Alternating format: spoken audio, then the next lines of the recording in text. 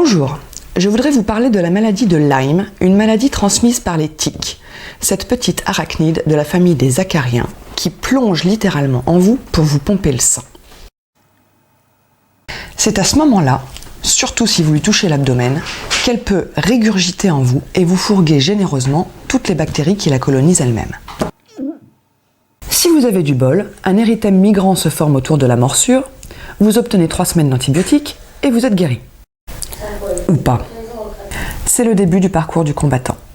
L'érythème de la première phase, ou pas, laisse place à un espèce d'état grippal permanent, fièvre, courbature, maux de tête, frissons. Mais on ne pense pas à Lyme vu que vous avez eu 3 semaines d'antibiotiques et que vous êtes guéri, et que de toute façon, Lyme chronique, rassurez-vous, n'existe pas. C'est un peu comme si vous aviez une grippe permanente et ou que vous étiez bourré H24. La maladie devient insidieusement chronique et attaque partout. Os, articulations, tissus, chair. Elle s'infiltre dans les systèmes nerveux, dans le système respiratoire, cardiaque, partout. Et surtout, elle s'enferme maintenant dans des biofilms qui la rendent 1000 fois plus résistante aux antibiotiques. Marrant, non ? La petite maligne trompe le système immunitaire qui devient incapable de la détecter et de s'en défendre. Du coup, les tests ne sont pas fiables, puisque ce qu'ils recherchent, ce sont des réponses immunitaires à la bactérie. Bon, de toute façon, on cherche les anticorps en réponse à 3 souches de Borrelie, alors qu'il en existe plus de 30 en France, et qu'on oublie légèrement les co-infections qui vont avec. Ce qui est amusant, c'est que les animaux, eux, ont un test fiable. Et chez eux, la chronicité de la maladie est reconnue. Mais toi, non. Toi, tu as un système immunitaire déprimé, tes analyses montrent un contact ancien avec la bactérie, mais ça ne veut pas du tout dire chronique. Parce que, je cite, il n'y a aucune preuve de l'existence de la bactérie chez les malades chroniques.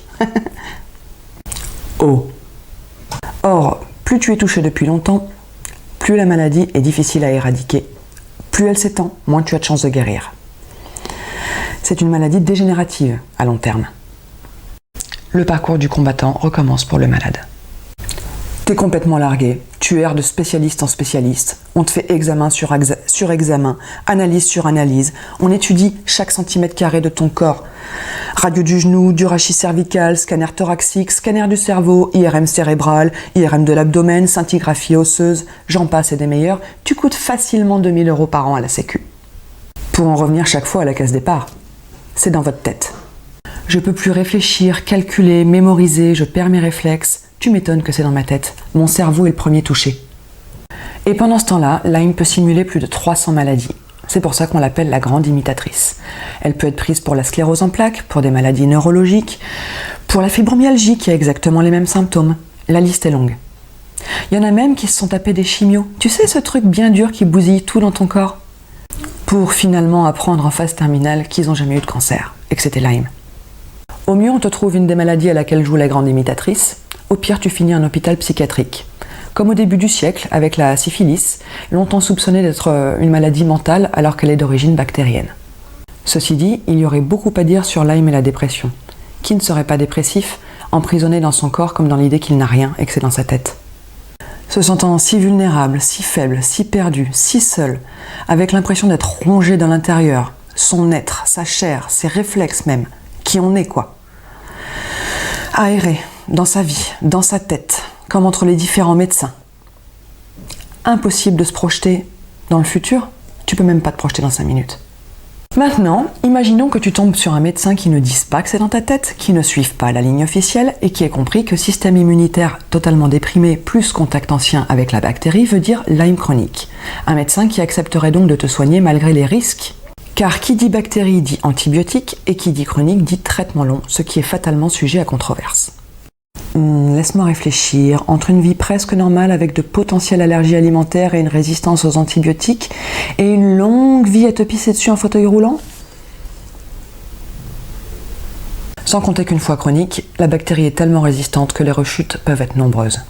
Les traitements pour pallier aux antibiotiques quand ceux-ci sont inefficaces existent, mais il faudrait les tester cliniquement, ce dont seules les multinationales ont les moyens.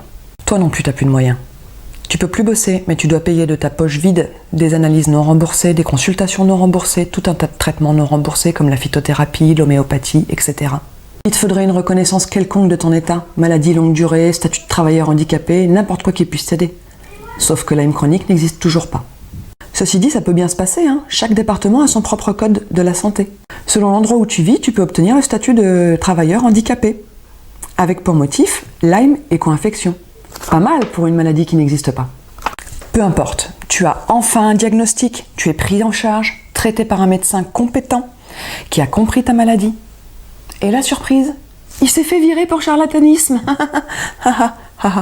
Et oui, les médecins lanceurs d'alerte sont harcelés, intimidés, traités au choix comme leurs patients de gourous, de doudingues, de disciples d'une secte, d'hystériques, de fous dangereux.